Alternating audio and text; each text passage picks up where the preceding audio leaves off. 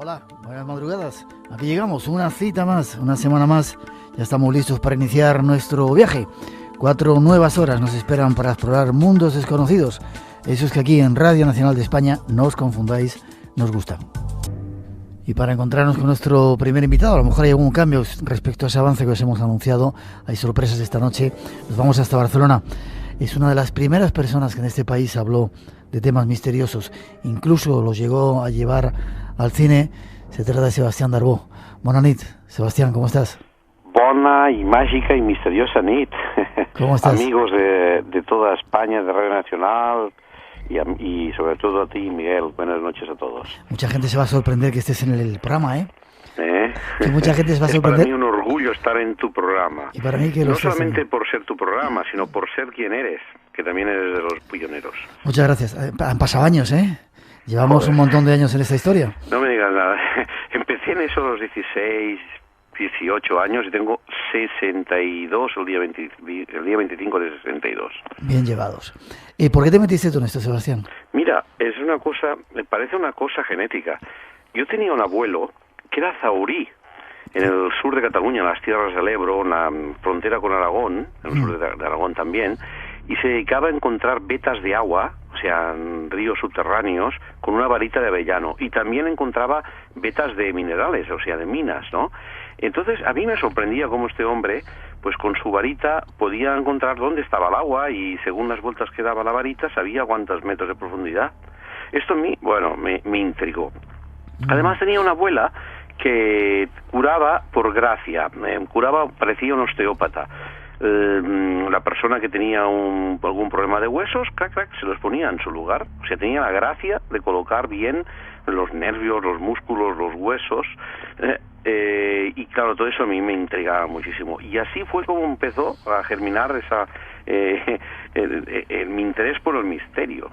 Qué curioso. No he dicho que haces un programa que se llama Misterio San Sebastián Darbó en RAC 1 y que, bueno, has hecho programas en televisión española, en otros muchos lugares, hablando de todo esto, e incluso en el cine. Has hecho una trilogía, fuiste quizá la primera persona que hizo una trilogía de cine fantástico. Sí, mira, mi carrera es larga. Empecé, si me permites que te lo explique en poco Sí. tiempo, empecé en televisión española en los años 60, cuando no existía ni Prado del Rey. Empezamos los primeros programas de misterio, mucho antes que Fernando, que se integró en los años 70 y pico. Fernando Jiménez de Rosa me refiero. Sí. Empecé en la SER también en el año 72. Y la primera revista, Karma 7, que yo soy uno de los fundadores, ¿te acuerdas? Claro, y todo eso yo lo llevé a través de la radio, la televisión y las revistas, pero faltaba el cine. Como yo también había hecho cine y hacía cine, pues cuando tuve oportunidad creé la trilogía de películas sobre el cine parapsicológico. No se había hecho nunca en España. Fue en los años 80. Eran Viaje al Más Allá de la Muerte y El Ser. El Ser fue la segunda, y Más Allá de la Muerte la tercera. En el 80, 82 y 86. Por el 84 hice Acosada, en el 88 Cena de Asesinos. Pero estas tres, protagonizadas por el insigne actor del cine fantástico Narciso Ibáñez Menta. ¿Cómo debía ser estar con él, no? Si te explico las cosas que me pasaban con él, es increíble los fenómenos que se producían además y lo que sabía este hombre. Bien, pues cuando hice estas películas, fíjate que estamos hablando de principios de los 80, el señor Spielberg no había hecho historias extraordinarias cuando hice Viaje a Más Allá. Y cuando hice El Ser no se había rodado el Poltergeist, por ejemplo, o El Ente, no lo sé. O sea, fuimos precursores. Y este año la Academia de Cine me lo ha reconocido y me ha hecho un homenaje como reconocimiento al nacimiento del cine fantástico español con mis películas. Ojo, había otras, más bien de terror, como todas las que hacía el Paul Naschy, que era El Hombre Lobo, ¿no? Fantásticas. Pero el cine parapsicológico, que ahora está tan en boga, pues no se había tocado, ¿sabes, Miguel? Y gracias al cine, cultivamos el interés de muchas personas hacia estos temas, que luego se compraron libros, revistas, y creció toda una afición y todo un sector. Lo curioso además es que esas películas, Sebastián, estaban basadas en hechos reales, casos que tú habías investigado, ¿no? Sí. Yo recuerdo haber visto, creo que era Viaje al Más Allá. Qué increíble, cómo me gustó. Viaje al Más Allá es una película que pasa en la cima de los Pirineos, en la frontera con Francia, en donde se reúnen una serie de personajes y los reúne un editor para hacer un dossier, y todos estos personajes que se reúnen han sido protagonistas de historias extraordinarias de más allá. Y claro, hecho con gente, con Ramiro Oliveros, con Emilio Gutiérrez Cava, con Narciso Bañez Menta, con esta gente, como son grandes actores, es fácil trabajar. Y te daba la sensación al acabar la película que habías hecho realmente un viaje a una dimensión desconocida. Seguro. Esto fue extraordinario. Aquella película, me acuerdo yo, que en Barcelona creo que se estrenó en el Cine Fémina, y en Madrid creo que fue en el Coliseum, si no recuerdo, en la Gran Vía. Ahora, como han desaparecido tantos cines en la Gran Vía, ya no sé lo que es lo que hay, pues atraía a la gente a ver nuestras películas. Por desgracia, hay que decir a los oyentes, y debo decirlo yo porque lo he vivido, apareció un personaje que era Pilar Miró, que era una gran compañera de televisión, pero hizo una ley, la ley Miró, y ella quiso con la ley Miró quitar la caspa del cine español y se cargó la industria del cine español. Y desde entonces tú sabes, y todo el mundo sabe, que el cine de género en España, pues bueno, prácticamente ha desaparecido hasta hace pocos años. Pero bueno, en aquel tiempo hacíamos cine de estos temas y se vendía muy bien en el extranjero. Ya. No vamos a hablaros de cine esta noche. Para eso está nuestra compañera Yolanda, el programa anterior. Vamos a hablaros de misterios. ¿Crees que existe el más allá, Sebastián, después de tantos años, de tantas experiencias, de escuchar tantas historias? Pues mira, después de todo lo que he vivido por el mundo y de haber estudiado casos, investigado y hablado con personas, creo que existe una vivencia trascendente cuando uno muere, ¿eh? Ahora, yo no sabría decir que sea una vivencia de tipo religioso. Yo creo que es puramente energética, Miguel. Es una energía que nos invade y en la cual nosotros entramos dentro, ¿sabes? De alguna forma penetramos y nos convertimos en energía universal, y por eso nos sentimos felices y bien y llenos de felicidad, de luz y de placer. Y debe ser esta energía.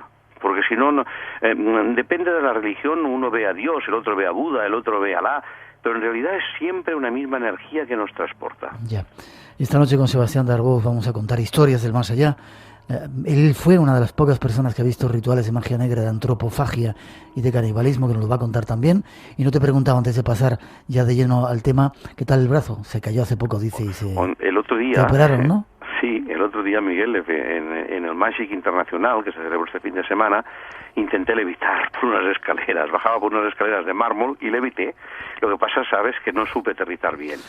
Y me di un batecazo que se rompió el radio de la mano izquierda, o sea, el brazo izquierdo, es decir, la cazoleta, y ahora ya lo llevo mejor. Ya me operaron el martes, ya estoy un poco mejor, ya no me hace tanto dolor, pero fue tremendo, ¿eh? Fue tremendo. Parecía un Robocop con ese brazo. Si te explico lo que me hicieron en el quirófano, para estimular los nervios y ver que me tenían que anestesiar, se me movían los dedos solos. Realmente parecía como un Frankenstein. 2:19, me alegro que estés mejor. 1:19 en las Islas Canarias. Vamos de viaje al más allá.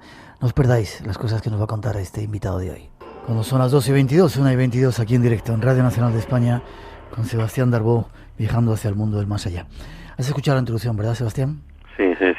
Oye, yo ya efectué una investigación sobre la vida después de la muerte, en los años 80, debía ser, hacia finales de los 80, cuando hacía la serie Cataluña Misteriosa en televisión española.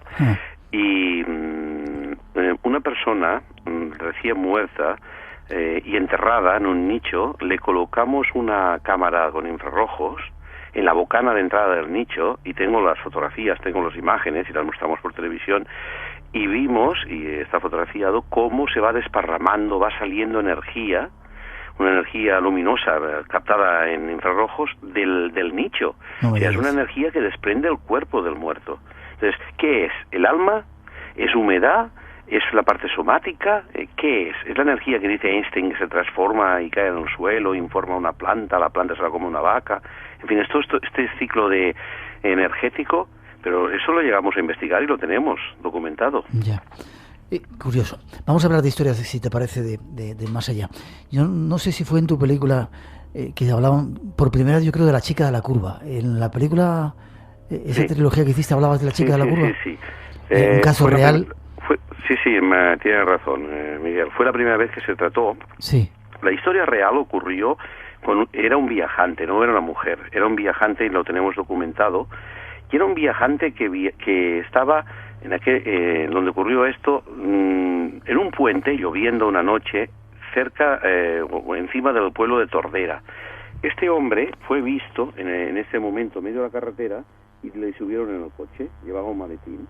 Sí. Bueno, le transportaron hasta una ciudad, una localidad de la Costa Brava que se llama Playa de Aro. Y cuando llegaron a Playa de Aro, que debía ser máximo 25 minutos o media hora de viaje, el hombre no habló en todo el viaje.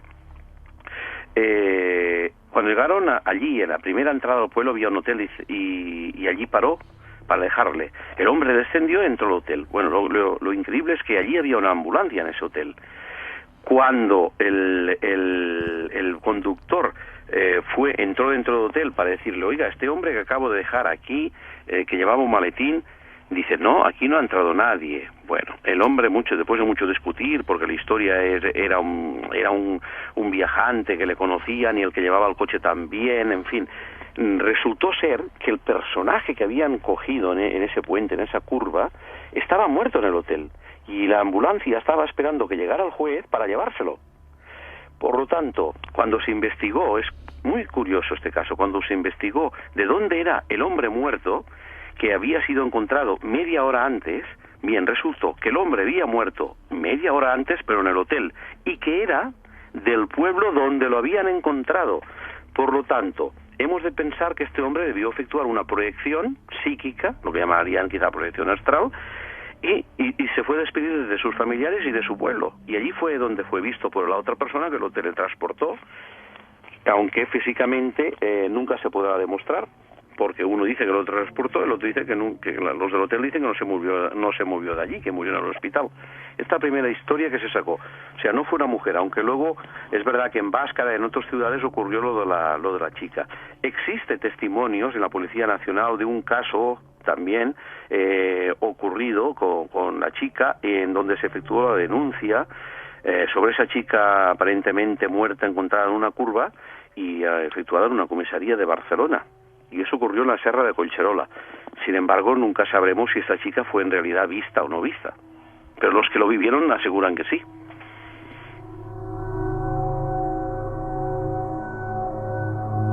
¿Y esa historia del viajante es una historia real que comprobasteis vosotros? Sí, incluso en el año 73, 74, en un libro escrito por Julio Roca Montañola, si te acordarás, sí, sí, que creo que se llamaba Investigaciones o casos de parapsicología, lo publicamos con nombre y apellidos, y en la película también sale. Y luego hay un libro sobre la verdadera historia del viaje al más allá de la película, en donde se explica los detalles y los nombres de todo el mundo que participó en esta historia y comprobado, ¿eh? El hotel todavía existe, el pueblo también, el puente también. En este caso, en el caso lo que pasa es que la carretera ya ha quedado un poco secundaria, y ya no es la carretera de antes, ahora la gente pasa por otras carreteras, pero todavía existe mucha gente que estuvo involucrada en esta historia. Qué curioso. Ese era uno de los casos que tú contabas en esa película. ¿Había más? Sí, había uno de una curva también, pero este todavía fue más alucinante porque fue un caso de premonición mortal de un chico que estudiaba en la Facultad de Medicina en Barcelona y que bajaba desde Blanes a Barcelona a estudiar toda la semana, y los fines de semana subía a su pueblo, que Blanes está hacia el norte, hacia la Costa Brava. Bueno, pues de repente empezó a soñar que cuando pasaba por una curva se encontraba un camión de cervezas que chocaba contra su coche, que era un 600. Me estás llevando con la historia eso a tiempo atrás. Parece que lo estoy viviendo en otro momento cuando lo relatabas. Qué curioso. Sí, pues este chico empieza a soñar lo que le ocurre, que ve que le atropella en un puente, en una curva, entre Tordera y Blanes, creo que era entre Tordera y Blanes, entre Pineda y Blanes, pero fíjate, estoy hablando de casos del año 70, pasado medio siglo, entre Pineda y Blanes, es verdad, entre Pineda, el otro fue en Tordera, pues que le atropellaba, o sea, un camión que entraba en la curva a excesa velocidad, el camión derrapaba, caía las cervezas, el hombre chocaba contra los 600 y el hombre moría. Entonces, la última imagen que tenía el muerto, podríamos decir, la última imagen que él veía era la esfera de su reloj, parado, roto a las 2:20 del mediodía, bueno, con una fecha. no me acuerdo ahora. Entonces esto él se lo explicó a su profesor en la facultad, que era profesor de neuropsiquiatría, el doctor Ricardo Puncernau, que luego se dedicó a la investigación parapsicológica y es el que investigó el caso de la vidente de Garabandal y más tarde las apariciones de Lourdes, o sea, de las últimas videntes de Lourdes. En fin, un caso, gente científica. Bien, el catedrático le dice, oiga, ningún problema, esto es una obsesión. Si su sueño es realidad, vamos. El fin de semana que usted dice que coincide con la fecha, no sé si era el 6 de junio, no me acuerdo qué fecha era. Todavía no había llegado esa fecha, ¿no? Todavía no había llegado la fecha. El día que coincida, vamos a ver qué pasa. Y sí, efectivamente, miraron el calendario y coincidía efectivamente en un sábado, que era cuando él cogía el coche para subir a su casa, el chaval, ¿no? Con el 600. Y vamos allí, y yo es que te lo puedo asegurar, porque estaba allí con Puncernau y todo, y efectivamente, a la hora llegamos allí y nos esperamos en una especie, yendo hacia Barcelona, hacia el norte, a la izquierda, un hostal, una especie de hostal que todavía está, aunque está abandonado. Esperamos a ver qué pasaba. Llegamos antes de la hora. Pues tú sabes que a la hora exacta entró un camión de bebidas carbónicas, que creo que era de la casa DAM, y patinó y provocó un accidente allí, pero el chaval se salvó porque había soñado esta premonición, este sueño premonitorio, ¿no? Entonces nosotros, el doctor Ricardo Puncernau, el neuropsiquiatra, pensó que, bueno, era una premonición, solucionado el sueño, ¿no? Ya había ocurrido y él se había salvado gracias a la premonición. Bueno, pues acabó el curso, el chaval se fue de vacaciones a su pueblo, allí en Blanes, y cuando acaba las vacaciones vuelve hacia Barcelona para empezar el curso. Pero como tenía que empezar el lunes, en vez de bajar el domingo, que es cuando bajan todos los domingueros y las caravanas de las costas, dice, pues nada, bajo el sábado. Y vuelve a pasar por el puente. Y cuando pasa por ese puente, que no iba de Barcelona hacia Blanes, sino al revés, de Blanes hacia Barcelona, pero es el mismo puente, el mismo lugar, va y choca contra un camión que creo que era de la Casa San Miguel, pero también era de cervezas y de bebidas alcohólicas. Choca contra ese camión y se mata. Cuando se encuentra el reloj, marcaban las 2:20.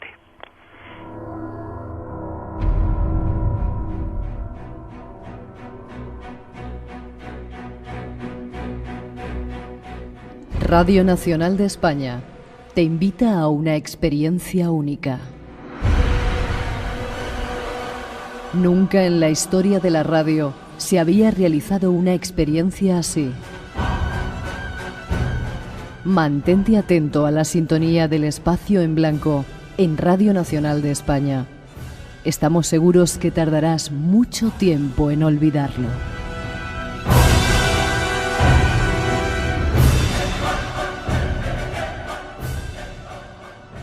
Como no te pierdas estas historias que nos está contando Sebastián Darbo esta noche. Eso quiere decir, Sebastián, que la muerte te espera ahí. Pues mira, quiere decir que el destino realmente, si lo sabes interpretar, se puede evitar. Yo no quiero decir que esté escrito, pero si tú, conforme pasas por un lugar, vas aprendiendo o vas adquiriendo esa memoria de los lugares por donde pasas y vas percibiendo lo que te puede ocurrir, llegas a elaborar el futuro. Es como si te elevaras de una dimensión, ¿no?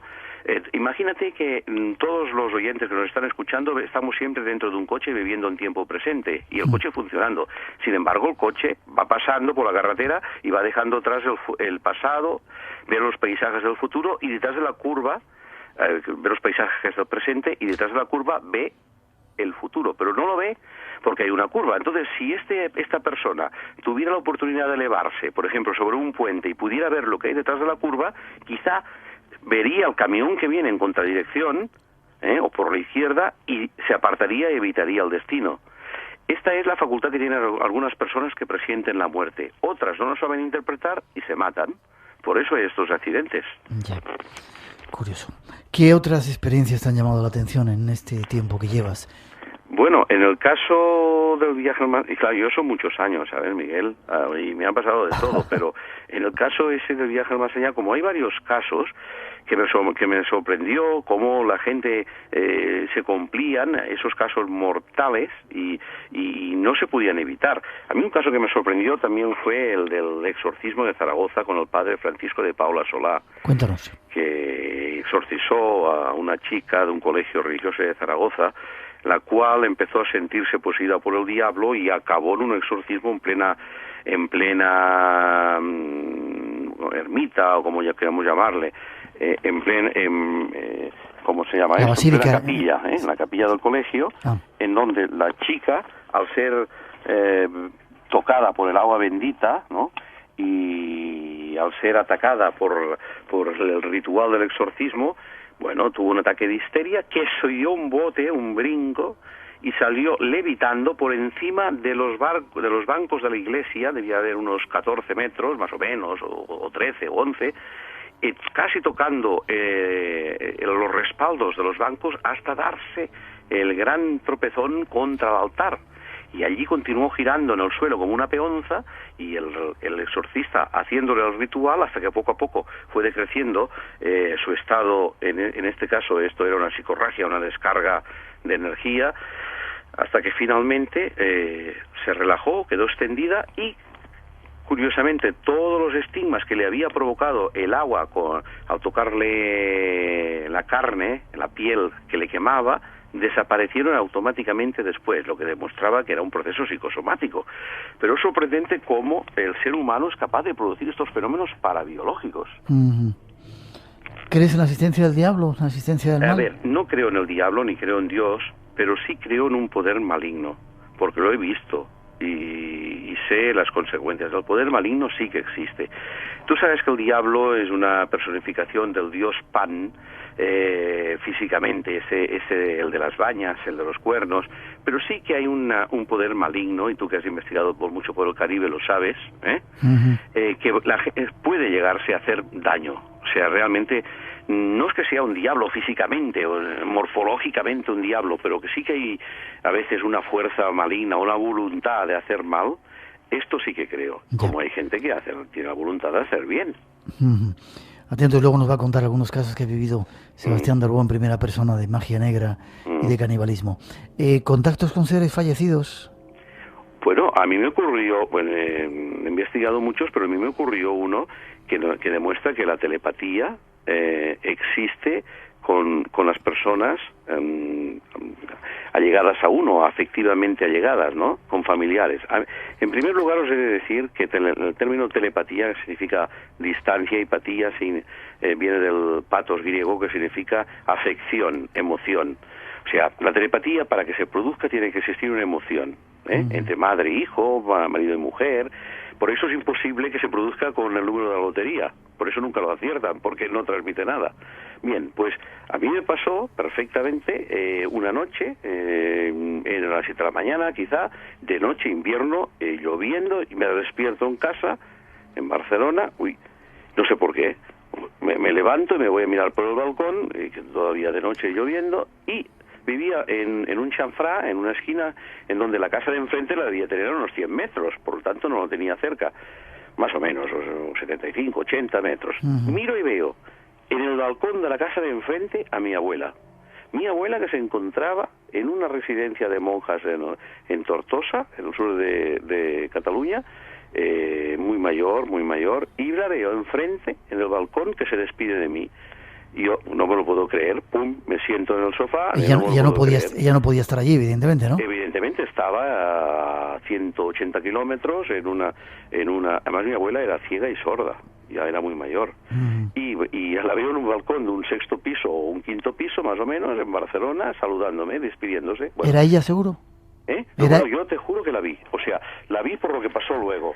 Yo la vi, digo, no puede ser que sea mi abuela, una alucinación.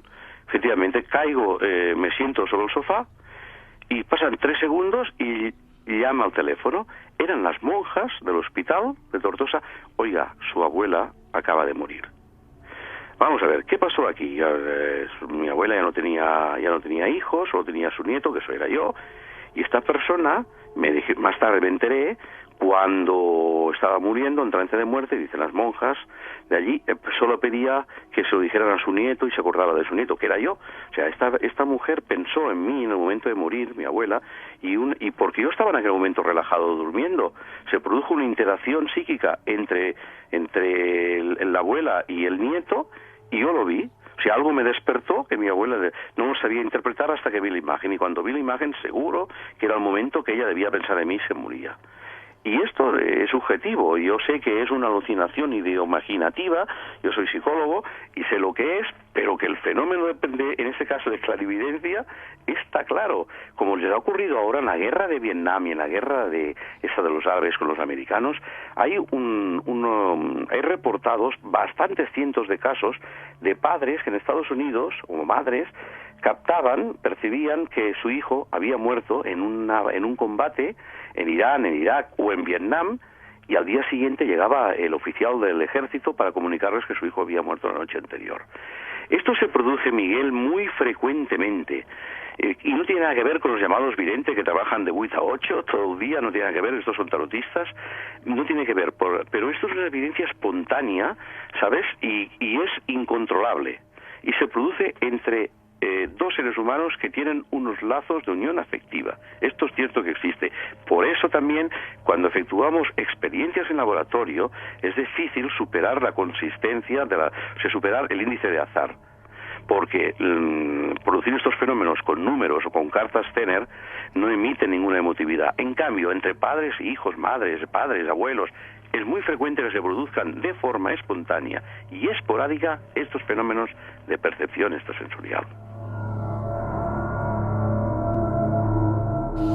Sebastián, ¿tú no crees entonces? O sea, dices que podías... Eso es algo de la mente. ¿No crees que a lo mejor el espíritu de tu abuela que estaba marchándose en ese momento quiso despedirse de ti?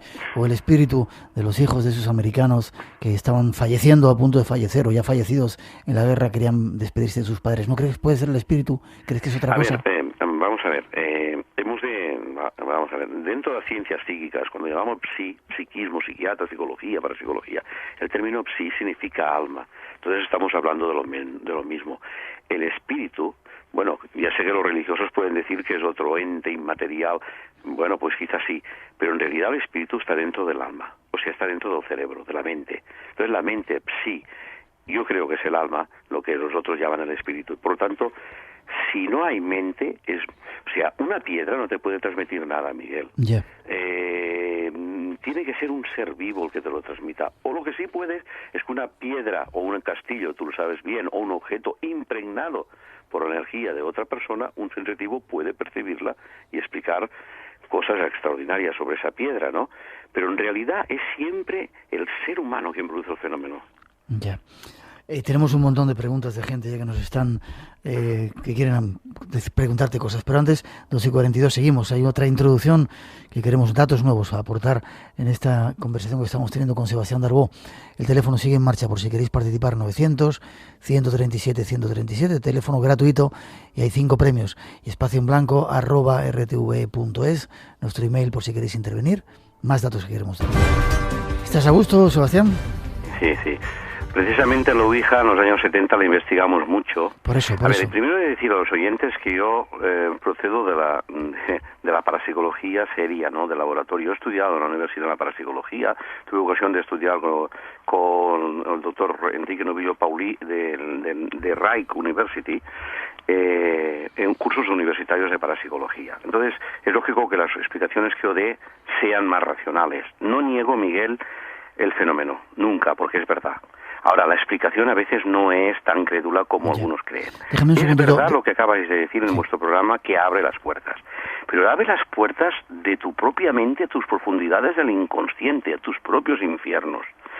Según sea la moral y según sea los conocimientos, las creencias de cada persona, la Ouija te puede responder más negativamente o más positivamente según sea la persona consultante, ¿sabes? Efectuamos experiencias precisamente con físicos sobre la presión del dedo sobre el máster, sobre la planchette o sobre el vaso o sobre lo que le quieran llamar. En realidad es el máster, como se le llama. Uh-huh. Y hay un momento en que se presiona de forma, podríamos decir, casi inconsciente, ¿no?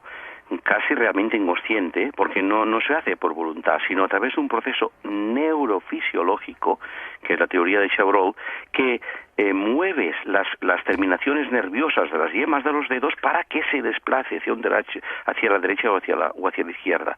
Y en ese estudio físico de la presión del dedo sobre el vaso, sobre el máster, en un momento que veíamos que se podía empezar a empujar el vaso, aunque fuera inconsciente, es cuando se encendía una luz. Y nos estaba demostrando que era la persona que movía la luz. El vaso nunca se movía solo. Ahora bien, Miguel, ¿dónde está realmente el misterio? ¿Cómo es que la Ouija responde a cuestiones enigmáticas que nadie conoce? Ajá. O sea, no es el mecanismo fisiológico que acabamos de explicar, que es neuromuscular. Por el mismo motivo se mueve el péndulo. Desde luego, el radiestesista no mueve el péndulo de derecha a izquierda, sino que es con movimientos imperceptibles, casi subliminales, que mueve el péndulo. ¿Pero por qué hacia la derecha y la izquierda? Igual que la Ouija. Porque su psiquismo, su sensibilidad es el que lo hace mover. En este caso, el medium o las personas que participan en la experiencia. Entonces, te abre las puertas al infierno y por eso es considerado como un juego maligno, ¿sabes? Porque desemboca la caldera, o sea, imagínate tú, dentro del subconsciente del hipotálamo, tenemos lo que llamaríamos en los sótanos, ¿no? Las calderas, el inconsciente. Allí, aquello si se abre, pueden salir todas las creencias ancestrales, genéticas, del código, de todos tus antepasados y de todos tus problemas, represiones que tengas internas. Y a través de esto se manifiestan. Por eso se manifiestan entidades malignas, porque son son entidades que tú no puedes controlar. Uh-huh. Cuando yo hice la tesis doctoral, la hice sobre doble personalidad, precisamente, y está claro que el ser humano ha llegado a experimentar hasta 14 o 16 personalidades en un solo ser, incluso masculinas y femeninas, positivas y malignas, y todo eso lo llevamos dentro, Miguel. Somos complejos el ser humano. Ya. Muchas preguntas acerca de la Ouija. Muchas preguntas están llegando acerca de la Ouija. Dice, los contactados con la Ouija pueden hacerte daño, pero claro, si estás diciendo que es nuestra propia mente, para nada tienes en cuenta que puedan ser otras entidades, espíritus, etcétera. No. Nosotros, esto hay que acotarlo. ¿Dónde está el más allá, Miguel? El más allá está donde acaba nuestra epidermis, donde acaba tu cuerpo. Y ya empieza un más allá que tú no lo dominas, sin embargo te afecta. Por ejemplo, hiperestesia, uno puede sentir dolor antes de que le toquen, como cuando va al dentista. ¿Sabes? Que empieza uno a gritar, uy, que me hace daño, y todavía no le ha puesto el torno, ¿no?, para sacarle la muela. Esto, la hiperestesia, lo demuestra fácilmente. Personas que cuando les fotografías el aura ves que tienen una capa de sensibilidad que les puedes perjudicar. Por lo tanto, aquí empieza el más allá. ¿Hasta dónde va? No lo sabemos, pero ¿de dónde procede? Pues surge de nosotros, o sea, la energía, tanto en el aura como en todos los estudios que se han hecho, siempre su etiología, su génesis es del ser vivo hacia afuera, no es de fuera hacia adentro, ¿sabes? Es endógeno hacia afuera, o sea, se convierte en exógeno, no es al revés. Por lo tanto, nosotros somos los que producimos estos fenómenos. Y lo que importa aquí, lo que importa es que tú puedes preguntarle a una Ouija, y yo lo he hecho, incluso con las mesas parlantes, y lo he hecho delante de televisión, preguntarle ¿cuántos cigarros llevo en el bolsillo? Y te dice 4.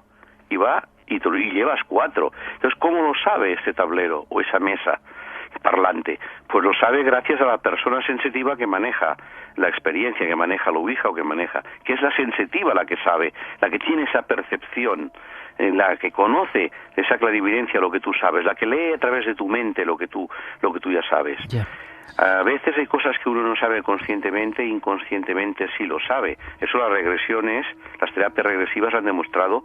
El doctor Brian Weiss, que funcionan perfectamente. Puedes llegar a recordar cosas de pequeño que no dirías tú que las recuerdas, hasta idiomas desconocidos.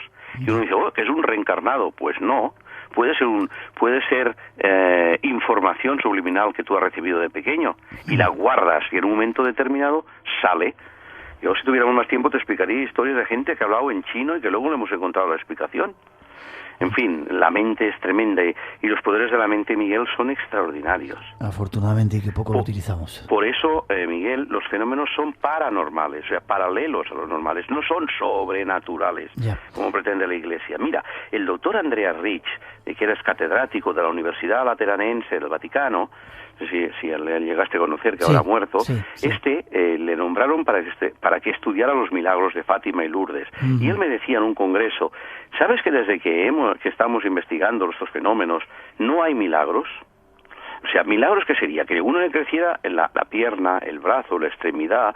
No, hay milagros de tipo psicosomático, pero y que pueden ser entendidos incluso como milagros porque la ciencia no explica que se pueda regenerar, pero que haya un aporte de materia, que a uno le crezca un brazo, Miguel, esto sería fantástico, esto sí que sería sobrenatural.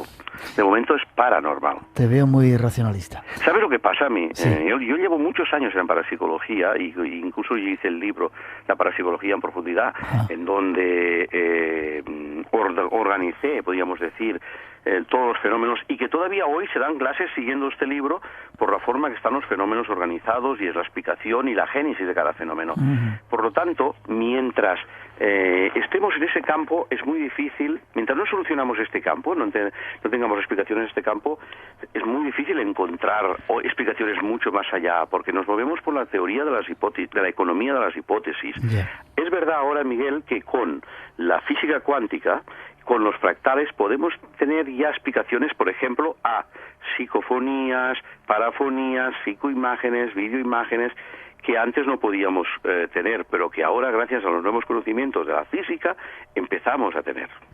3 minutos antes de una pausa, y luego vamos a abusar 10 minutos más de ti para que nos cuentes esos casos de antropofagia y de magia negra que has vivido.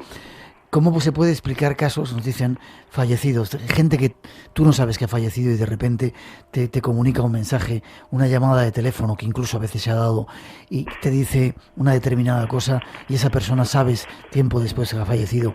¿Cómo se puede explicar que te avisen de cosas que tú no conoces esas entidades, como si realmente fueran espíritus que vienen? ¿No aceptas la posibilidad de que el alma salga fuera del cuerpo y se manifieste de una determinada manera, independientemente de que muchos fenómenos sean producto de la mente? ¿No das un pequeño margen para el espíritu? Por supuesto que lo doy, hombre. Lo que pasa es que en general el 99% tenemos unas explicaciones de tipo psicógeno, ¿sabes? Por supuesto que tenemos casos inexplicables que no los puedo realmente ni yo ni nadie, ni ningún premio Nobel los puede explicar. Y le doy este margen, pero será mínimo, porque en muchas de ellas encontramos la génesis. Y lo demuestra que cuando hay un fenómeno sorprendente, cuando aislamos el agente percutor del fenómeno, la persona que lo hace, se acaba el fenómeno. Y cuando vuelve a producirse el fenómeno. Ahora bien, que esta persona pueda ser una especie de transductor energético de otro ser, de otra dimensión, podría ser, no lo puedo negar. Sería necio negarlo, Miguel, porque, vamos, los científicos que niegan cosas son unos memos, no se puede negar. Pero lo que conocemos hasta hoy en día en parapsicología, que es paralelo a la psicología, es esto. Lo demás, ¿qué será? Quizá metapsíquica, más allá de la psíquica. Pues quizá sí. En 30 segundos, ¿la magia negra existe? Efectivamente que existe. En realidad existe una sola magia, pero la voluntad de que sea negra existe. ¿La has conocido? ¿La has conocido? Pues yo la he conocido porque a lo largo de mis 30 años que estuve en televisión española... No adelantes mucho, que lo vamos a hacer después, pero simplemente un aperitivo. Sí, solo quiero decirte que me mandaron unos años de vivir al África Negra. ¿A dónde? Pues mira, estuve en Camerún, Gabón, Nigeria, Biafra, Guinea, en toda la parte tropical negra, Congo, donde se practica la magia negra y el vudú, y la viví y la vi en primera persona.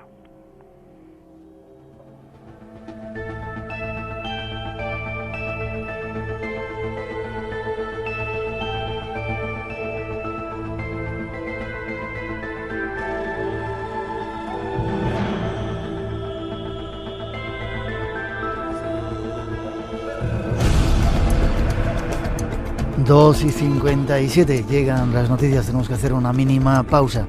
Nos portáis la segunda parte del programa. Sebastián Darbó nos va a contar en primera persona esas experiencias que ha vivido en ese África Negra, de magia negra, de canibalismo y de cosas raras que parece que no se hacen, pero que se siguen haciendo. y en la segunda parte nuevos temas están esperando. Hablaremos de Manises, si podemos, la entrevista de Raymond Moody y otras muchas cosas aquí en el Espacio en Blanco. Y mañana no os perdáis la entrevista en exclusiva de Monseñor Milingo, ese obispo exorcista que estuvo en exclusiva en nuestro programa y nos contó cosas increíbles. Nuestro teléfono, sigue adelante el concurso, 900-137-137 por si queréis intervenir, llamada gratuita, y hay 5 premios esperando. Llegan las noticias, enseguida regresamos, no os vayáis, tenemos mucho que contaros aquí en Radio Nacional de España. 3 y 6, 2 y 6 en las Islas Canarias, seguimos adelante, la segunda hora se pone en marcha, no olvidéis mañana nuestra segunda cita de 2 a 4, 1 a 3 en las Islas Canarias, aquí en Radio Nacional de España, con Monseñor Milingo, y para contaros la historia del Titanic español, una historia increíble, muy poco conocida, que nos va a sorprender. Y ahora seguimos con nuestro primer invitado, Sebastián Darbó. Sigues ahí, Sebastián, ¿no? Sí, todavía no me he desdoblado. Bien, en un poco tiempo más te vamos a entretener. Habías estado en África, en esos diferentes países. ¿Conociste a Macías? Macías Nguema, el dictador y antropófago. Bueno, tenía fama, hay libros que hablan de esto, de ser un antropófago, de comerse las vísceras o los órganos más importantes del enemigo, pero independientemente de su fama, yo lo viví cuando estuve en África, por la negra, por la selva, gente que realmente se comía partes de otro ser humano. ¿De verdad? Es más, y lo digo en primera persona, siempre se habla de quién lo dice, quién lo ha visto. No, yo lo afirmo y lo he visto. Me acuerdo yo, creo que era el día de Navidad de 1969 o 70, creo que era el 69, en la entonces capital de Guinea, Santa Isabel, ahora Malabo, se ejecutó en el campo de fútbol a una serie de personas, antropófagos, que se habían comido a otras personas. ¿Sí? Y esto es verdad, aunque y es que esto formaba parte de sus creencias, de sus ceremonias, de sus rituales, y ya sabes que entre las tribus estas, las cuestiones étnicas, comerse el hígado de otra persona, de otro hombre poderoso, de otra tribu, era adquirir su poder, o el corazón, su voluntad. Por lo tanto, ahora eso nos parecerá salvaje, pero en siglos pasados se practicaba, y en Hispanoamérica, Latinoamérica, hasta hace mucho, y no sabemos si en el Mato Grosso y en algunas zonas todavía de Brasil, todavía que hay indios salvajes, y todavía se sigue practicando el canibalismo. Yo lo he visto, es que el tema del canibalismo lo he vivido. Como he vivido la magia negra, también he visto como entre tribus... Eso me gustaría que nos contaras, alguna experiencia de esa magia negra que has visto. Sí. Si quieres te lo explico. Sí, por favor. Mira, por ejemplo, yo vi aparte que he visto a los chamanes, hechiceros, concitar la fuerza de los elementos para crear tormentas de arena o de lluvia, para que no puedas salir de una zona, de forma que te condicionan. He visto, por ejemplo, como una muchacha de una tribu que de repente empezó a hacer amistades con el sacerdote blanco y quería convertirse al capitalismo. Al capitalismo, a la religión católica, sí. Perdón. El capitalismo ha sido un lapsus. Quería quizá se te ve el católica, no lo sabremos nunca, pero se enteraron los de la tribu, le acogieron un objeto personal suyo, creo que eran unas bragas, hicieron unos rituales con sangre y se la mostraron diciendo que te vamos a matar, te vamos a desangrar. Pues a los pocos días, sin motivo aparente, sin motivo médico, sin que nada le clavara ningún puñal, la muchacha se murió de angustia y murió. Esto es magia negra, o sea, con objetos personales, lo típico vudú. Y esto funciona con muñecos, con objetos personales, porque la magia funciona por contacto, funciona por simpatía y se mueve dentro de la ley de la atracción. Y esto es verdad que así funciona, y funciona de verdad, sobre todo para los que creen. Si tú eres incrédulo es más difícil que a ti te afecte, pero para los que creen, desde luego que funciona. Y también he visto, la facultad de los chamanes, como en medio de la selva, por ejemplo, un día nos encontrábamos filmando una talla de árboles en un bosque enorme dentro de la selva, lejos de un poblado, y íbamos con jeeps, y cuando terminamos de rodar en aquel momento este reportaje para Televisión Española, bueno, vamos a volver al poblado, dijimos, y dice el guía negro, un momento, que nuestro chamán tiene que comunicar al poblado que vamos a ir a comer. Pues se fue al lado de uno de los grandes árboles de la selva africana, se concentró y transmitió a su poblado que en 20 minutos estaríamos allí para que nos tuvieran lista la comida. Oye, fuimos y es que nos esperaban a los 20 minutos. Bueno, 20 minutos o media hora, pero nos esperaban. Y eso lo hacía el chamán de la tribu que nos acompañaba, una especie de protector. Por lo tanto, claro, Miguel, cuando tú has vivido esto en primera persona no puedes negar que existe. Otra cosa es intentar explicarlo, pero que existe, existe.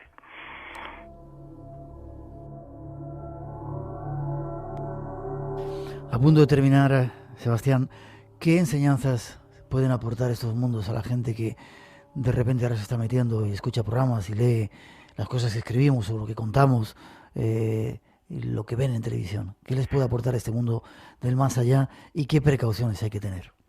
Pues mira, la verdad es que para todo el mundo que nos está escuchando ahora a través de tu programa en Radio Nacional de España, hay que decirles que el mundo no es solo uno, el que tú vives físicamente, sino que es verdad lo que decía Paul Eluard, existen otros mundos y están dentro de nuestro propio mundo, o sea, no hay que ir a buscarlos a la galaxia de Andrómeda, están aquí.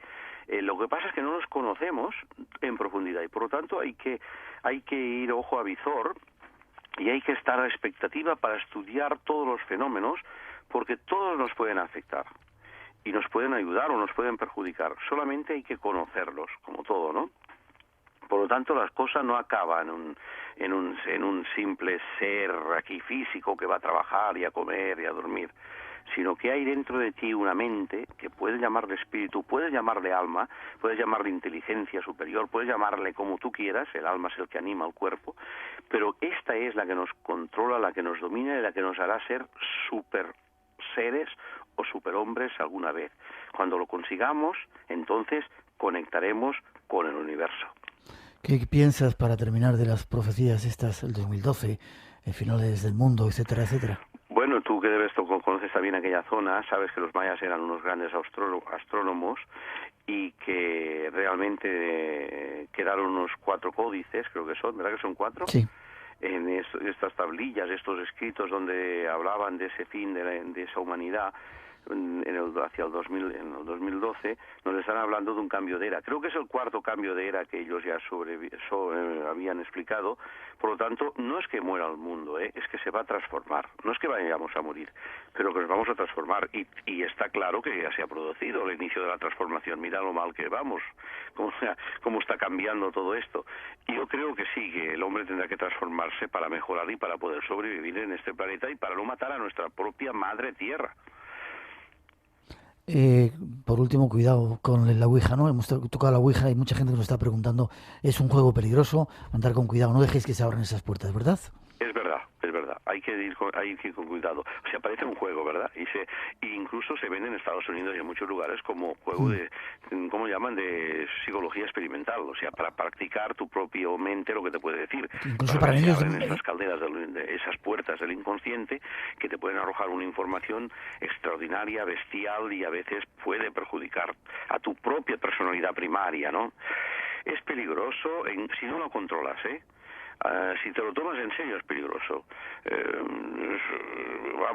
En fin, no sé cómo decirlo, quizá esté equivocado decirlo de serio, pero si tú te crees que realmente el que te está hablando te va a dominar, pues te va a llevar a otra dimensión, es peligroso para ti.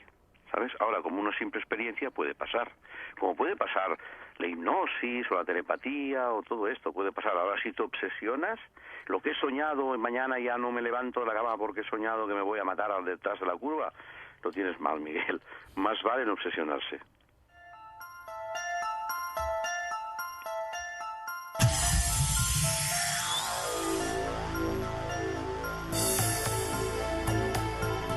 Muchas gracias, Sebastián. Ha sido un placer tenerte con nosotros aquí en el Espacio en Blanco.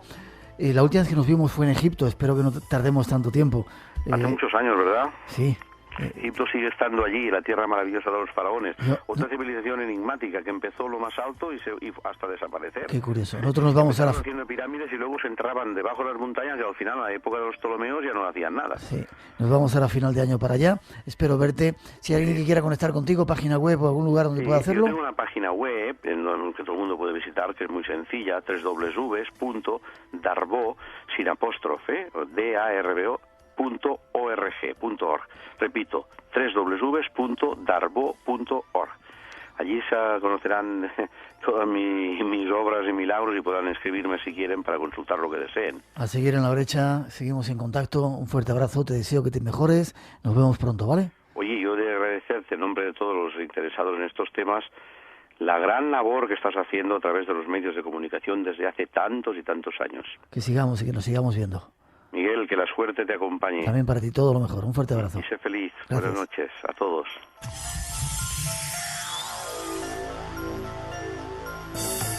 Tres y 16, 2 y 16 en las Islas Canarias. Seguimos en directo. Había preparado una entrevista con Raymond Moody. Va a tener que esperar un poquito porque en esta semana se cumple uno de los efemérides de uno de los casos más increíbles. Queremos contaros con nuevos testimonios parte de la historia. No os lo perdáis. Más increíbles que pudieron ver algunos privilegiados en Valencia y en otros lugares del caso más fantástico de ovnis, el ovni de Manises.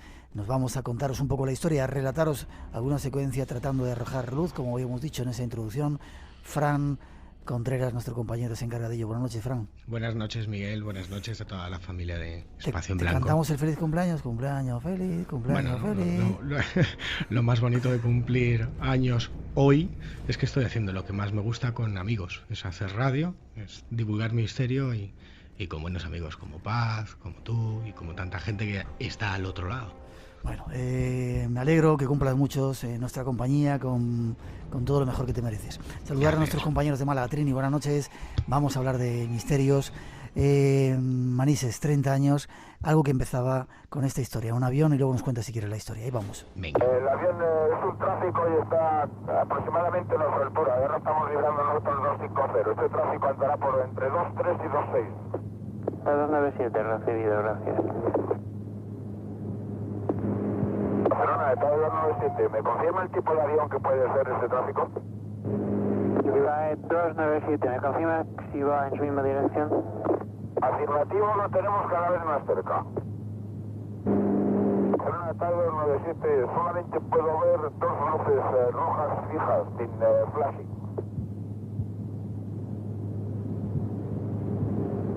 Viva 297, no tenemos ningún tráfico notificado a los alrededores. También hemos llamado a Palma para ver si fuera a nivel 240 inferior y nos ha dicho que no tenían ningún tráfico notificado. Barcelona, Estado 297. He incrementado el rate de... Ahí empezaba la historia, un avión. ¿Qué pasaba? Cuéntanos un poco los datos. Eso era lo que ocurría, ¿no? Aquel 11 de noviembre de 1979, Miguel, una aeronave, un supercarabel TAE JK-297, comandado por Javier Lerdo de Tejada, que es la persona que escuchábamos, con el resto de sus compañeros como Ramón Zuazu o Francisco Javier Rodríguez. Bueno, tras hacer una parada técnica en el aeropuerto mallorquín de San Joan, en Palma de Mallorca, ellos hacían la trayectoria Salzburgo-Las Palmas de Gran Canaria. Bueno, tras esa parada técnica retoman su ruta y cuando están sobrevolando la vertical acercándose a Valencia, bueno, pues se encuentran con algo que a día de hoy sigue sin explicación 30 años después, ¿no? Lo que todos o muchos de los seguidores del misterio conocen como el ovni de Manises. Un caso único donde los haya, sobrecogedor, incierto, donde podemos no solamente sentir, sino intentar esclarecer el miedo a lo desconocido de los no identificados, ¿no? Javier Lerdo de Tejada iba con 109 pasajeros en ese trayecto Salzburgo-Las Palmas de Gran Canaria y se encuentra con lo imposible y lo notifica al SAR, a la torre de control de Barcelona. Déjame que sigamos escuchando un poco lo que decía, porque a ella se le ve mucho más nervioso, incluso decide. Escuchamos. 297, ¿desea que comuniquemos con algún interceptor de la defensa?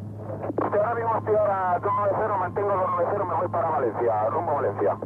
De acuerdo, ¿desea que llamemos a algún interceptor de la defensa? Si es posible, sí, información, porque el tráfico está a menos de media milla y ahora mismo ha bajado un montón, ahora debe estar unos 3.000 pies por debajo de nosotros. De acuerdo, vamos a comunicar con defensa por si sale algo. De acuerdo, ahora mantengo 290, me voy al borde de Valencia. Recibido. Nosotros hemos puesto primario a ver si localizábamos algún tráfico y no nos sale nada. Notifique mientras le sea posible la posición del tráfico. De acuerdo, manteniendo de momento 290, el tráfico se establece otra vez a nuestra altura. Curioso, ¿verdad? Se le notaba al comandante Javier Lerdo de Tejada más nervioso, decide parar en Valencia, algo que debe ser increíble, ¿no? Un avión que cambie su ruta por un objeto volante no identificado. La primera y hasta la fecha la única vez en la historia de la aeronáutica española en que un OVNI, objeto volador no identificado, hacía que una aeronave comercial aterrizara de emergencia en un aeropuerto y el posterior incidente que desarrollaremos ahora. La verdad es que, bueno, los datos están ahí, ¿no? A las 23 horas y 8 minutos aparecen esas dos luces rojas sin flashing, empiezan a maniobrar de una forma inexplicable, subían, bajaban, se acercaban al TAE 297, se alejaban de él y todos podían ver atónitos como algo que no aparecía en un principio en los radares, bueno, pues estaba poniendo en peligro no solamente la aeronave, sino la vida de los pasajeros. El desarrollo de este caso es alucinante, Miguel, y hay que sacarlo del silencio como estamos haciendo esta noche porque todavía sigue sin explicaciones. Javier Lerdo de Tejada aterriza en Valencia y lo más sobrecogedor se fragua cuando ese TAE JK 297 aterriza en Valencia, ¿no? En el aeropuerto de Manises más de 30 personas pueden contemplar a ese intruso del espacio aéreo español sobre la vertical del aeropuerto. Y así lo relataba, o nos lo recordaba Miguel Morlán, que fuera director de las instalaciones aeroportuarias. Si quieres le escuchamos. Yo estaba en el aeropuerto y bueno, nosotros sabes que tenemos una clave para los radares. Cada radar se llama de una manera. Por ejemplo, está el Pegaso que es el de Villatovas, está el Bolero, que es el de Constantina y en Valencia, y está Kansas, llamamos aquí al de Aitana. Pues el rey Aitana avisó, o sea, a la vez que por un lado venía el avión huyendo, pues avisó que iban 4 puntos detrás del avión. Yo estaba cenando y estábamos hablando de OVNI porque habíamos tenido un caso hace unos días. Y de repente me avisan, oye, pues yo era el director del aeropuerto, oye, que avise que viene un avión para acá y salimos todos corriendo.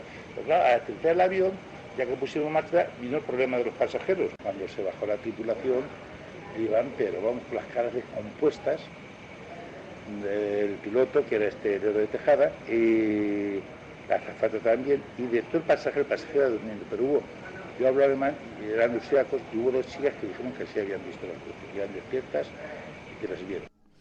Miguel Morlán, el director del aeropuerto, ¿verdad? El ex director del aeropuerto de Manises, bueno, caras desencajadas, dos pasajeras de la tripulación habían podido verlo sucedido. La situación fue totalmente de tensa, de tensión, ¿no? Los pasajeros de nacionalidad austríaca y alemana fueron llevadas al hotel Azafata. Los administrativos del aeropuerto intentaron que no hubiera problemas diplomáticos. No hay que olvidar que habían aterrizado de emergencia porque un objeto volante no identificado se había puesto en su ruta. La tripulación fue llegada a la base militar que hay al lado del aeropuerto y un total de 30 personas podían contemplar un objeto sobre la vertical del mismo que describieron como una especie de semiesfera de color verde, roja y blanca incluso. Lo más curioso es lo que nos contaba Miguel, o lo que me contaba Miguel Morlán, ¿no? Días antes de este encuentro ya habían tenido la presencia de objetos volantes no identificados en el cielo. Y si quieres le escuchamos. Eso no Miguel. Se sabía, ¿verdad? Días antes había habido también actividad OVNI. Qué curioso. Ni que había habido días antes, ni como luego te contaré que había habido días después. Pero vamos a escucharle. Había sido un poco antes, estábamos comentándolo. Resulta que hay una empresa que se llama Alcosa, que es Alfredo Corral, una constructora, que hay un parque Alcosa en Sevilla, hay otro parque Alcosa aquí en Alfafar, ¿sabes? Y lo construía en Sevilla y aquí en Valencia.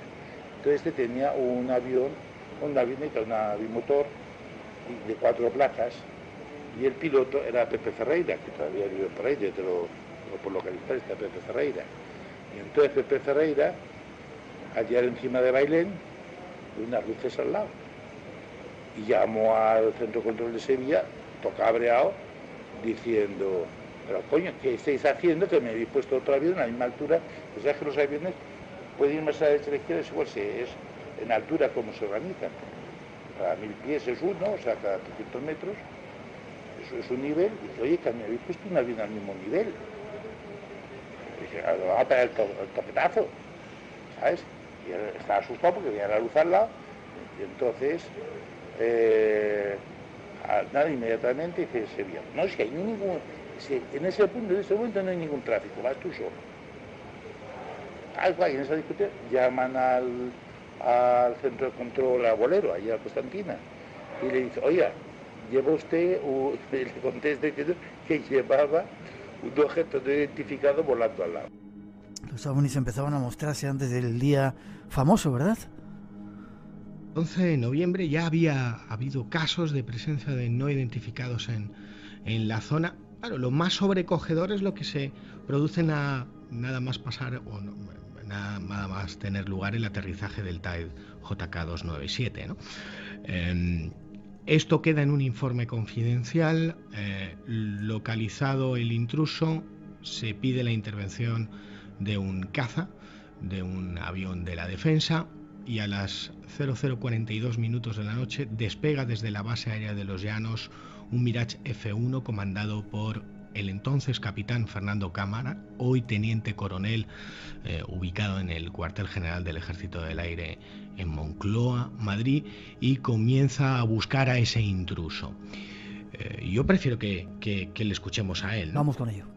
Aceleré a 1,4 de Mach, y entonces yo creo que ha pasado tiempo, pero vamos, creo que ahí es cuando le vi tenía una forma, la luz esa, le pude apreciarle una forma que era como de un tronco de cono, y la luz le salía toda de dentro. Yo no conozco, dentro de mi experiencia profesional, pues no conozco ningún aparato que actualmente que haga estas cosas, pero sobre todo lo raro es que se mantenga parado y que no, y al mismo tiempo también que no tenga ninguna fuerza, ninguna fuente de calor, porque a la distancia que estaba, si tuviese alguna fuente de calor la habrían detectado los misiles. Y lo dice una persona acostumbrada a volar y a ver cosas extrañas, ¿verdad? Testigo de élite, dirían los militares, ¿no? Y así lo contaba a las cámaras de televisión española. Fernando Cámara, como te decía, a las 00:42 despega con ese Mirage F-1 desde la base aérea de Los Llanos, bajo la orden del capitán Moreno. En un primer momento no observa nada, a pesar de que los radares tanto de Pegaso como EVA identificaban una serie de ecos de tráficos no identificados en la zona, hasta que finalmente localiza un punto que él, y así lo recordaba en las entrevistas que he podido mantener con él, un punto luminoso con unas tonalidades rojo, blanco y verde, y justo en ese momento empieza a tener una serie de interferencias en su radio, una especie de señal de baliza de emergencia, y lo que es más sobrecogedor, ¿no? Fernando Cámara, y así lo ha narrado en diferentes ocasiones, durante alrededor de unos 10-15 minutos persigue a ese intruso, le llega a tener delante, un poco más abajo de su morro, identifica, como lo hemos escuchado, que tiene una forma troncocónica, de donde emana esa luz, es decir, hay un artefacto, un objeto, y lo que es más, no sé, aterrador, o por lo menos sería aterrador para una persona con su experiencia, es que cuando está en la Carlinga siente que es bloqueado. Es decir, que su sistema es detectado, hay un sistema de radar de onda corta, normalmente lo llevan los misiles, que atenaza todos sus sistemas. Él pone el sistema infrarrojos incluso, detecta que no tiene calor, no puede apuntar a la nada, es decir, es un momento de caos absoluto y de tensión que dura alrededor de 1 hora y media. 90 minutos estuvo Fernando Cámara persiguiendo a un objeto, a un intruso completamente desconocido y poniendo en riesgo la seguridad nacional. Lo más sobrecogedor es que no es el único caso, Miguel. Déjame un segundito, vamos a escuchar eso, algo que muy poco conocido por nuestros oyentes y los seguidores de este tipo de fenómenos, que ha habido más casos, pero es curioso porque el OVNI estuvo 3 horas dando vueltas por encima de nuestros cielos, ¿eh? Qué curioso. Nunca se ha llegado a saber, y ahora hablaremos un poco de las teorías y explicaciones, ¿no? Hubo 5 puntos detectados por el radar EVA 5. Se tardó bastante en localizar esos ecos de origen desconocido completamente. De hecho, por ejemplo, a Fernando Cámara, cuando él está sobrevolando el espacio aéreo español, llega a la vertical de Valencia, a pesar de que le dicen de que están ahí, no los ve, no los localiza, tarda casi casi una hora en poder localizarlos y fuera lo que fuese aquello, Miguel se desplazó a una velocidad vertiginosa porque en tan solo 15 minutos hace un trayecto de persecución a esas velocidades Valencia-Zaragoza. Tremendo. Algo sobrecogedor. Tan sobrecogedor es lo que vamos a escuchar ahora. Esto no es nuevo. Las persecuciones entre aeronaves y objetos volantes no identificados se han sucedido durante muchos años y quizás vamos a escuchar uno de los primeros. Ocurrió el 4 de noviembre de 1970. Su protagonista se llama Luis Carballo. Tuvo lugar en la base aérea de Zaragoza. Iba pilotando junto con un compañero suyo, Juan Alfonso Sáez, dos F-86 en un ejercicio, en una maniobra, y fíjate cómo se lo recordaba nuestro añorado Fernando Jiménez del Oso. Le escuchamos. En octubre 69-70 aproximadamente, entonces estaba destinado en una unidad de la Defensa Aérea Española, la unidad de caza. Volábamos los aviones Sabre F-86 y era durante el desarrollo de un ejercicio periódico mensual, un ejercicio Red Eye, conjunto con las Fuerzas Aéreas Americanas. Y salimos a volar de alarma, un scramble simulado, dirigido por el radar de tierra. Nos dirigió a una traza desconocida, supuesto enemigo del ejercicio, cuya traza teníamos que interceptar. Íbamos dos aviones en formación cerrada y nos dirigimos al punto donde nos mandó el radar. El radar tenía un eco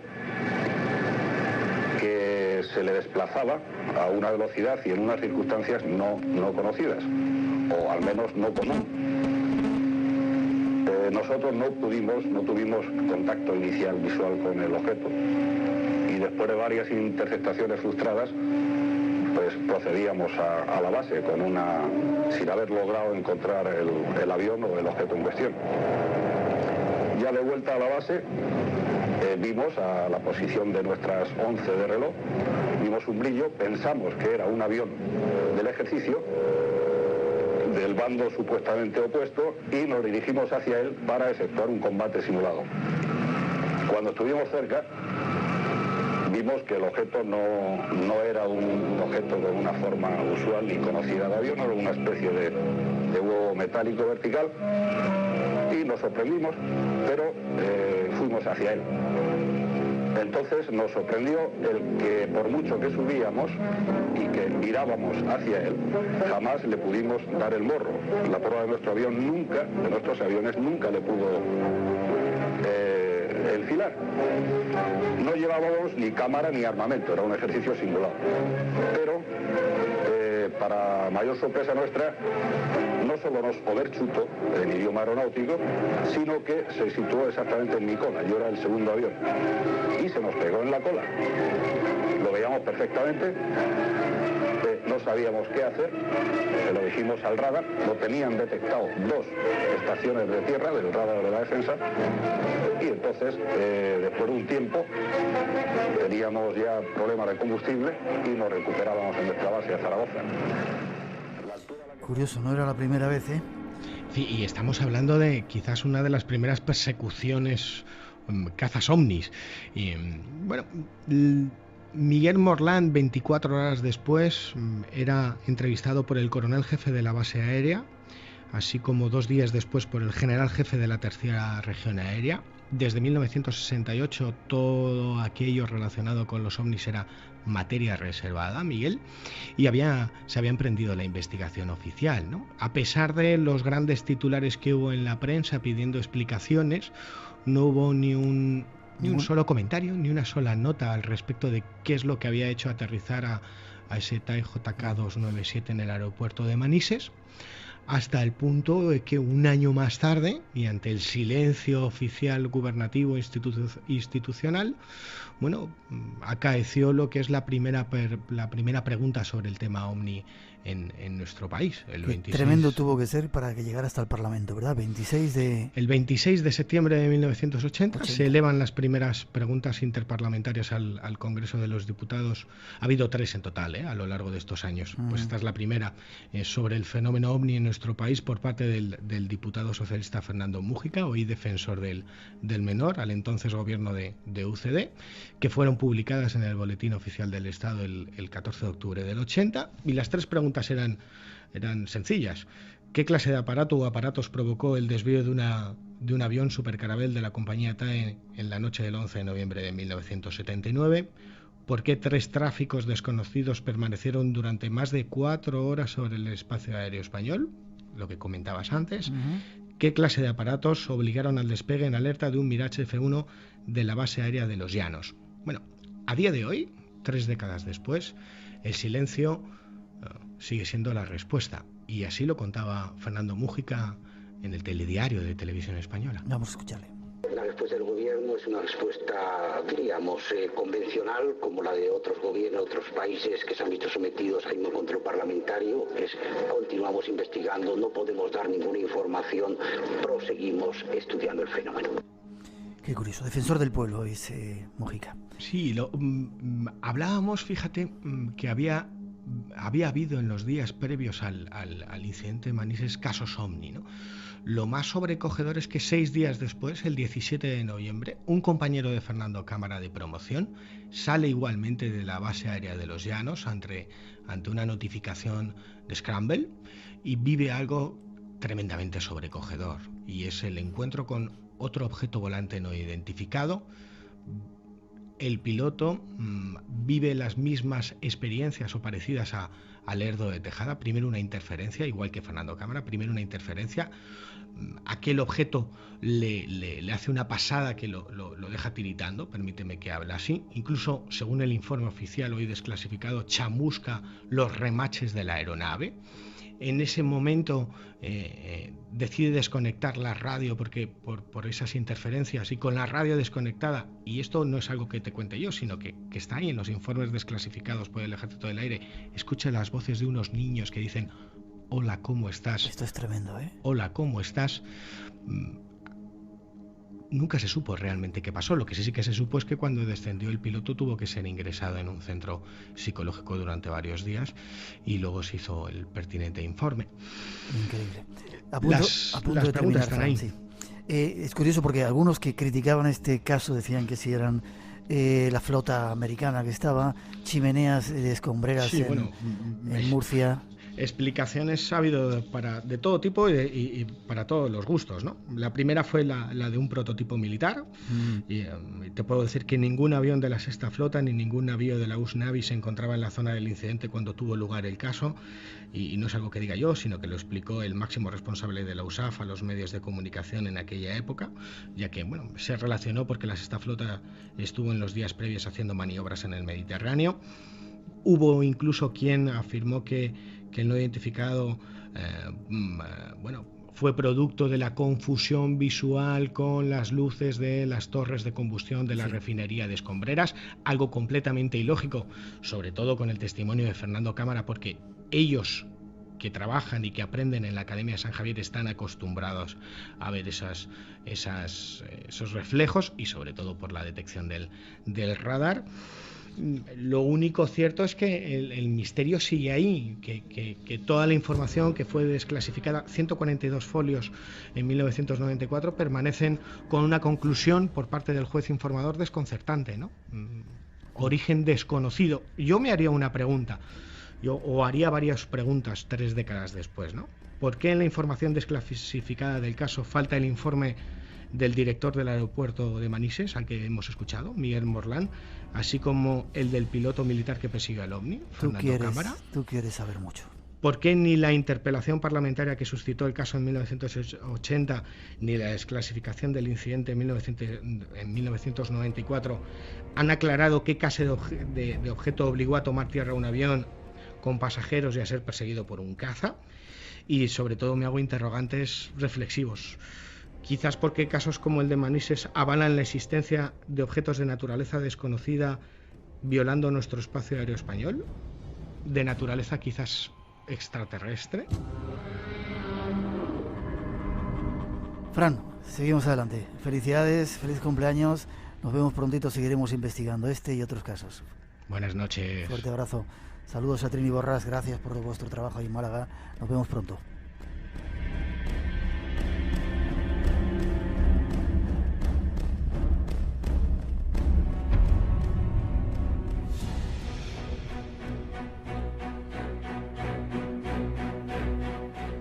Radio Nacional de España te invita a una experiencia única.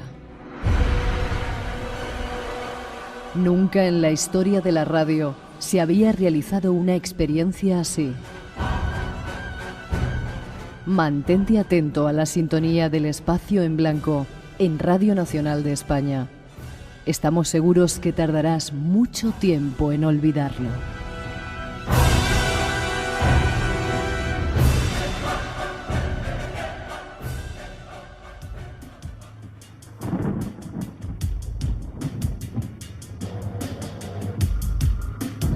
Y 43, 2 y 43 en las Islas Canarias, seguimos en directo y seguimos adelante.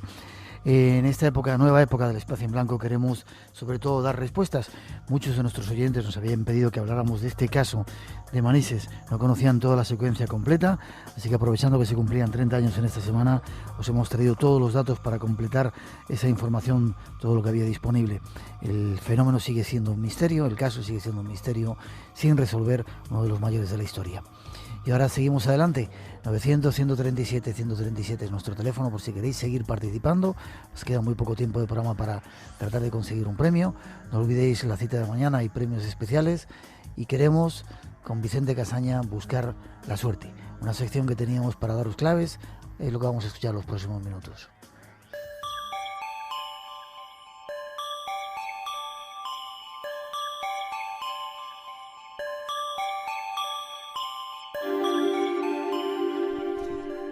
Tu suerte es una condición vital que tienes en exclusiva, pero hasta que la descubras por ti mismo nunca será verdad para ti.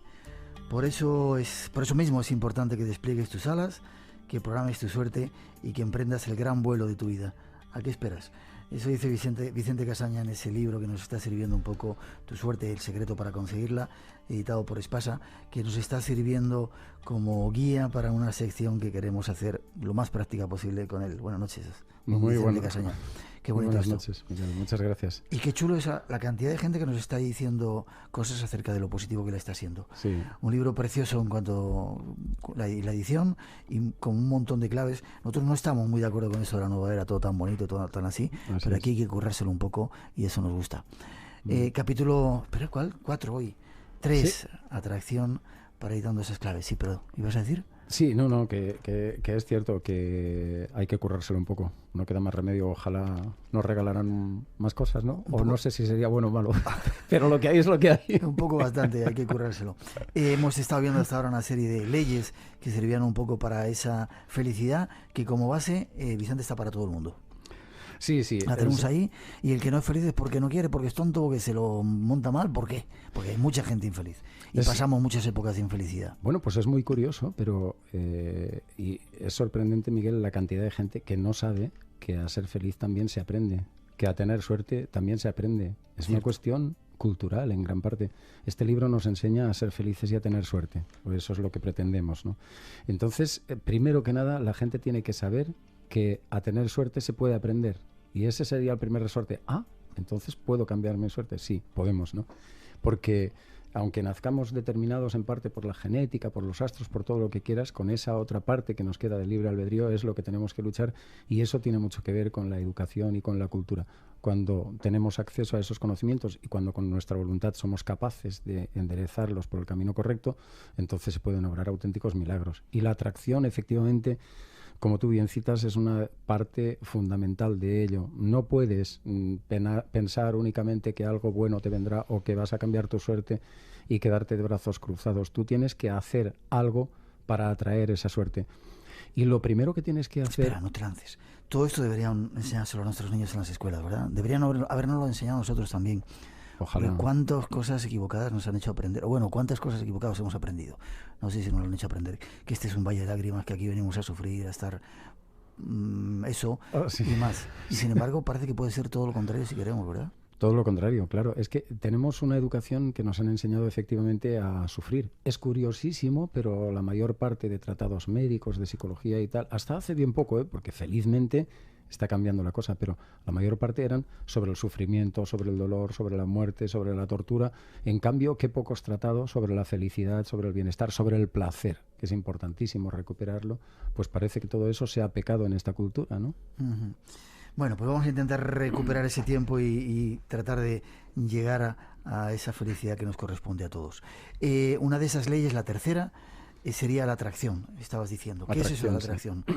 Atracción porque tenemos que empezar a pensar que si queremos algo tenemos que atraerlo hacia nosotros, como dos imanes se atraen, ¿no? Y entonces tu actitud, el cómo te pongas, ya tiene muchísimo que ver. Para eso lo primero es que te borres todas las etiquetas que tienes sobre ti, que los demás han puesto sobre ti, que tú mismo te has puesto con la educación, con la cultura de pensar que venimos a sufrir y todo. Que soy alto, que soy feo, que te soy... Y empezar a recodificarte un poco, ¿no? Mantenerte alejado, como decía Mark Twain, de toda persona que te minimice, que te niegue, que te trate de hundir, que no te apoye, ¿no? Porque una persona grande a tu lado intentará que seas grande, te ayudará a sacar lo más grande de ti. Una persona pequeña, una persona miserable, intentará hundirte.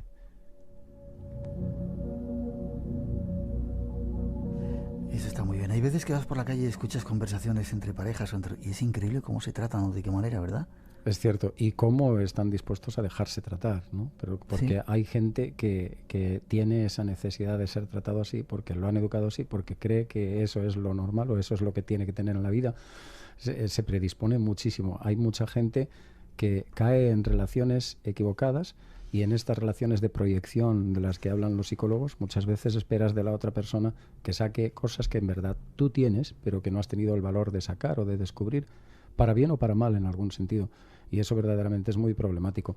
Pero la relación debería ser algo sumamente libre y maravilloso. Cuando hay más amor, hay menos celos, hay menos posesividad y más ganas de hacer feliz y de engrandecer a la otra persona, ¿no? Y de permitir que en ese terreno de libertad se encuentren los dos, crezcan, bailen, se separen, se junten y que sea una danza maravillosa, pero de libertad total. Y una persona que te quiere es una persona que intenta que seas feliz y que intenta dejarte crecer.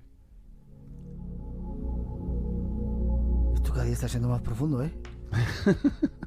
Esto cada día está siendo más profundo. Habrá gente que esto no lo entenderá porque es muy curioso, pero dicen que recientemente los jóvenes parece que les gusta que los otros, que su pareja tenga celos, que entienden que eso es cariño, es afecto, es conceptos erróneos, claro. Sí.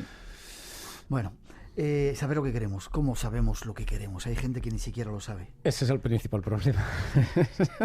Y le preguntamos a la gente y casi nadie sabe lo que quiere. Y te dicen, yo quiero ser feliz. Claro, pero quiero esto no. Estar bien. Porque las metas tienen que ser concretas. Lo primero es descodificar muchas de las cosas, de esas etiquetas que tenemos nosotros que nos hemos colgado, que nos han colgado, como decíamos, y empezar a recodificarnos, empezar a replantearnos desde una libertad absoluta de pensamiento. ¿Quiénes somos? ¿Con quién queremos estar? ¿Dónde queremos vivir? ¿Qué queremos hacer en nuestra vida, ¿no? Y el saber qué quieres tiene que ver más con las pasiones, con qué te mueve. Tú sabes qué quieres cuando lo que estás haciendo te hace bailar, te hace reír, te apasiona, sí. Cuando estás siguiendo una pasión, te lo pasas de maravilla, eres feliz. Aunque esté equivocada. Es difícil que una pasión esté equivocada, ¿no? Puede haber pasiones autodestructivas, sí, pero eso ya cada uno, ¿no? Evidentemente, pues no sería lo más adecuado, pero estamos hablando de caminos constructivos cuando tú sigues algo que te hace feliz, que te hace una pasión, y el estar equivocado o no, también tendríamos que ver, que recodificar si es en función de lo que nos han inculcado socialmente o por educación, porque quizá no esté tan equivocada, ¿no? Pero lo que está claro es que cuando tú estás haciendo tantas cosas a regañadientes que te hace sentir mal, que en la relación, que no vas a gusto a casa por la relación, o que vas mal a tal sitio, o que todo te resulta tan obligado, es que estás totalmente en contra de lo que siente tu corazón. Hay que dejar un poco que los sentimientos te indiquen el camino. ¿Qué me gustaría hacer en la vida? ¿En qué me lo pasaría bien realizándome o trabajando 20 horas o haciendo lo que sea, ¿no? Y entonces pensar de una manera muy libre, absolutamente libre, en lugar de ser esclavos de los pensamientos del dinero y del qué dirán y todo esto, empezar a ser libres totalmente en la manera de pensar. Y eso nos puede indicar el camino de saber qué queremos, ¿no? Porque semejante atrae semejante, y ese primer axioma esotérico tiene mucho que ver con eso. Cuando tú te pones verdaderamente en sintonía con tus sentimientos y con lo que te apasiona, empiezas a atraerlo como un imán.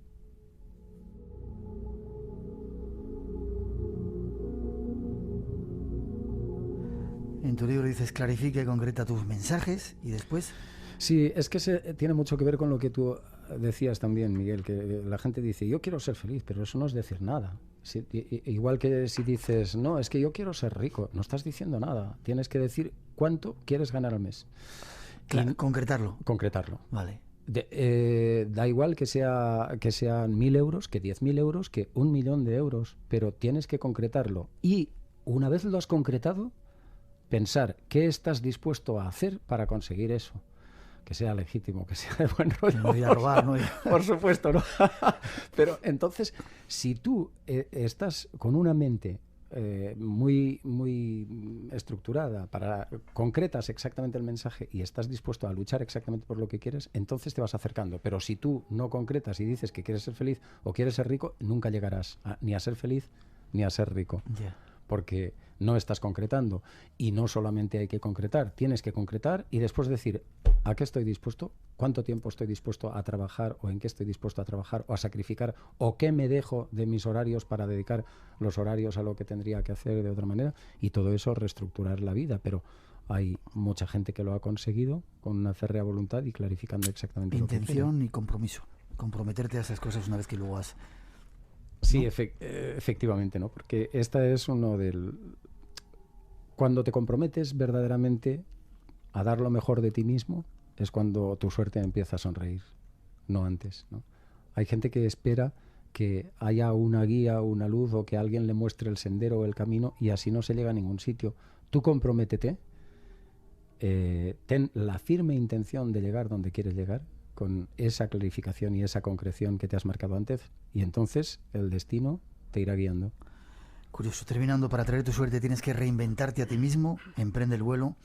Tu suerte es una condición vital que debes cultivar tú mismo, y tienes que saber quién quieres ser y qué quieres hacer. Luego habla alto y claro, que el universo te oiga.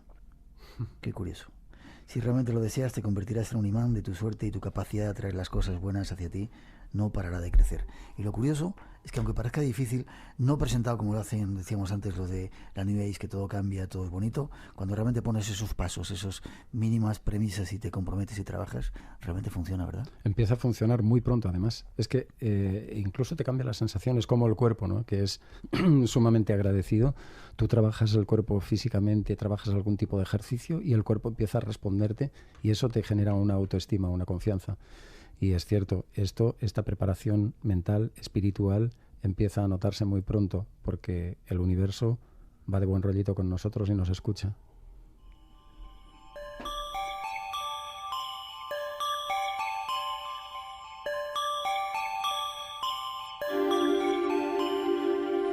En serio, nos hemos tomado, valga la redundancia, muy en serio esta sección, porque sabemos que funciona. Si queréis aprovecharla, será un placer para nosotros. Vicente, el libro Tu suerte, ahí está para que lo podáis buscar. Página web donde poder conectarte, hablar contigo, enterarse de las cosas que haces. No hemos dicho que eres director de la revista Tu Suerte, precisamente. Sí. Anuario astrológico, yo no sé cómo haces tantas cosas. Acabas de sacar el anuario astrológico del 2010-2011.